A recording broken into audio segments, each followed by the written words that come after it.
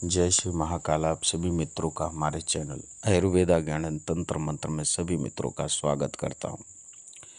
आज आप सबों के बीच यह जो एक विशेष विद्या जो कि कई लोग ऐसे हैं जो कि किसी भी तरह के कार्य को करते हैं तो असफलता ही हाथ लगता है, चाहे वो साधक हो या कोई ऐसा बिजनेसमैन हो, चाहे कारोबारी हो, चाहे किसी तरह का उनका कंपनी हो, चाहे और भी कई तरह के ऐसे कार्य करते हों जिसमें कई रूप से उनके ऊपर बाधा आती हो, या ऐसे किसी तरह का उनके ऊपर रोग दे दिया गया हो, या उन व्यक्तियों के ऊपर कुछ तांत्रिक क्रियाएं कर दी गई हो, तो पता नहीं चलता कि लोगों के ऊपर किस तरह की चीज़ें हुए।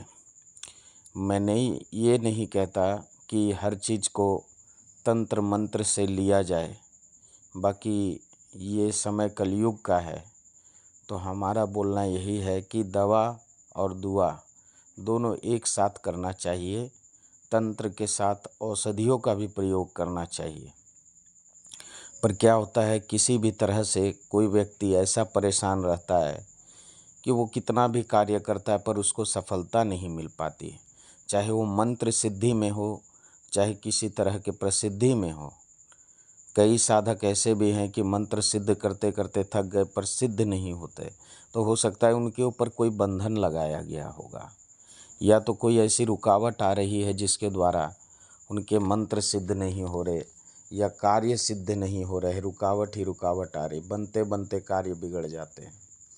तो उस विषय हेतु आज सब के बीच में यह बहुत ही रामबाण विद्या, जिसको रामावती का त्री बोलते, जो कि बहुत ही ऊंचे दर्जे का यह मंत्र है, जो कि समस्त प्रकार के आपके बंधनों को यह काट कर रख देगा अगर इसका सटीक तरीके से आप प्रयोग अगर करते हैं।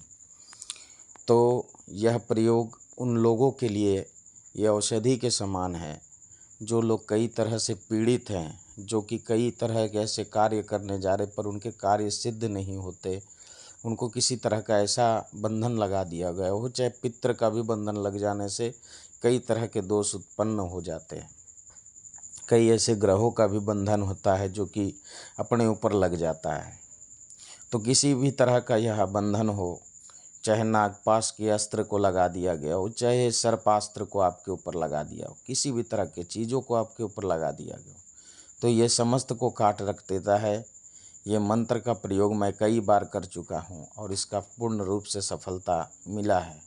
कई रोगियों के ऊपर, कई तरह के ऐसे लोगों के ऊपर मैं इसका ट्रायल कर चुका हूँ, जो कि 100% 110% इसमें कार्य सिद्ध होता है। आप खुद कर करके देखिए।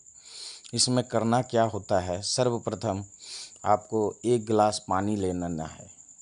1 गिलास पानी लेने के बाद 3 राम तुलसी के पत्ते लेने हैं और 3 काली तुलसी के पत्ते लेने हैं। दोनों को उस जल के अंदर डाल देना है। अब इस मंत्र को कम से कम 21 बार अभिमंत्रित करके उस जल के ऊपर फूंक मारना है। जैसे 21 बार फूंक मारना है, जैसे एक एक मंत्र पढ़ के एक एक बार फूंक करके ऐसा 21 बार मारना है। अब क्या करेंगे कि वो जो तुलसी का पत्ता है उसको निकाल कर रख लेंगे और वो जल थोड़ा सा पूरे बदन में छिड़केंगे। उसके पश्चात इसी जल के द्वारा वो सभी तुलसी के पत्ते को एक एक करके निगल जाएंगे। कुछ ही देर बाद आपका मन जो है पूरे तरह हल्का हो जाएगा, शरीर हल्का हो जाएगा। ये आप करके देखिए। दूसरा और इसका एक प्रयोग है, मान लीजिए ये तो हो गया, अब क्या करना है, थोड़ी सी चंदन की अगर लकड़ी मिल जाए आपको, चंदन की लकड़ी और तुलसी के जड़, इन दोनों के ऊपर इस मंत्र को पढ़ करके अगर आपने इसको गले में धारण कर लिया तो आपके ऊपर किसी भी तरह का बंधन लग ही नहीं सकता, चाहे वो कितनी भी कोशिश कर ले। यह उन सभी विद्याओं को कतर कर रख देता है, उनकी विद्या खत्म कर देता है।